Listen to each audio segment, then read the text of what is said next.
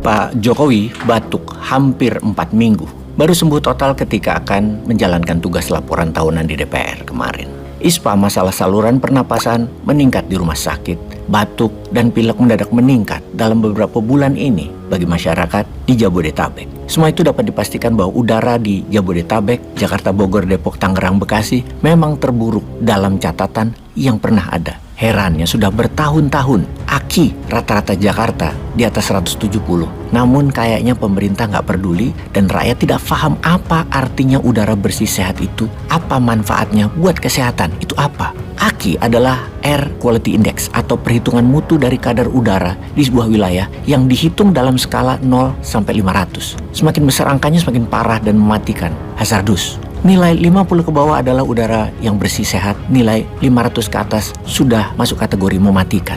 Jakarta makin tahun makin meningkat, terutama dihitung pasca pandemi COVID, yang ketika WFH udara Jakarta bisa berada di angka 100-an, namun dengan cepat sekarang menuju 170-an. Bahkan dalam beberapa bulan terakhir tercatat mendekati 185. Ini parah sekali. Yang mengherankan juga mengapa ketika 170-an saja terlihat masyarakat dan pejabatnya tenang-tenang saja. Padahal di belahan bumi yang lain ketika indeks AKI mendekati angka 150 sudah jadi headline berita yang heboh dan masyarakat marah kepada pejabat atau kepada penyebab masalah polusi ini.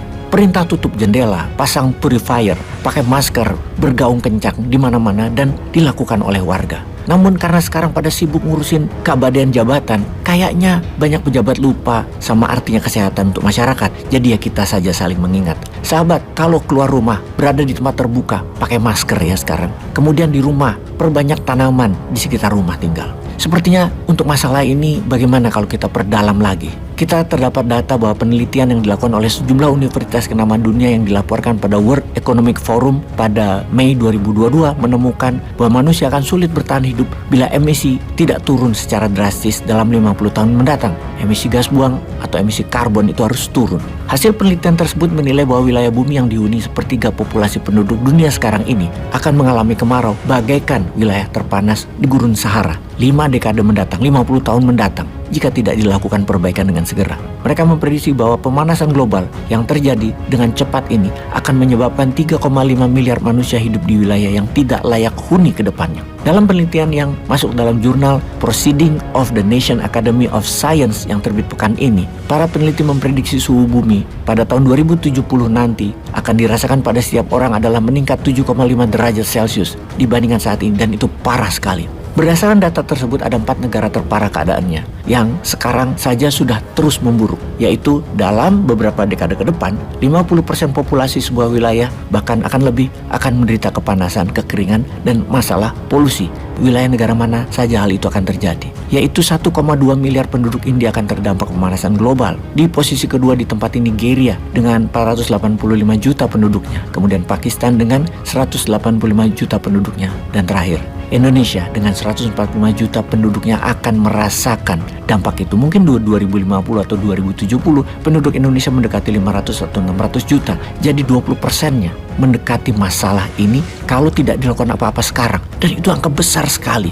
Ada sebuah fakta yang tidak bisa kita abaikan dan harus segera disikapi tentunya oleh pemerintah kalau tidak ingin warganya pindah ke Singapura, terutama warga yang pintar dan yang kaya. Ternyata dalam radius 100 km yang mengelilingi Jabodetabek ada 16 power plant atau pembangkit listrik tenaga uap PLTU yang kita semua tahu bahan bakarnya batu bara.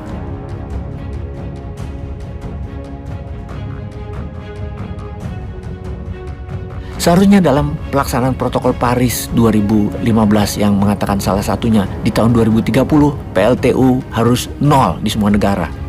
Malah Indonesia ini gaspol pakai batu bara, yang kita di sini makin paham bahwa sesungguhnya ini mungkin karena mereka itu pendukung penguasa. Kita tahu bahwa pendukung penguasa saat ini adalah oligar batu bara. Itu kalau nggak salah ya. Kalau mereka benar begitu, ya jadi harus dapat fasilitas dong mereka. Yaitu dengan apa? Ya dengan PLTU tadi. 16 PLTU tadi totalnya mendekati angka 8.000 megawatt atau 8 gigawatt. Sebuah angka yang besar dan polutif sekali. Sudah gitu mesin yang dipakai kayaknya nih ya, kita pakai bahasa bodoh dengan kata-kata kayaknya. Kayaknya ya mesin tersebut buatan Tiongkok yang sangat tidak efisien urusan limbah dan pengotor udara. Polusi memang tinggi pakai mesin Tiongkok itu, walaupun murah dan duitnya dipinjami pakai modal Tiongkok. Jadi ya wis, kalau hal itu dilakukan, bubrah Jakarta iki. Kesimpulan, udara Jakarta sampai kapanpun akan tambah parah. Udara tidak sehat dan masyarakat ternyata tidak peduli juga. Baiklah kalau emang nggak peduli, silahkan dilanjut. Jangan lupa bayar BPJS agar kalau ada apa-apa tinggal masuk pasiennya, tidak perlu urus-urus panjang administrasi. Aduh, hidup kok milih ribet sih. Ampun deh lo. Peace.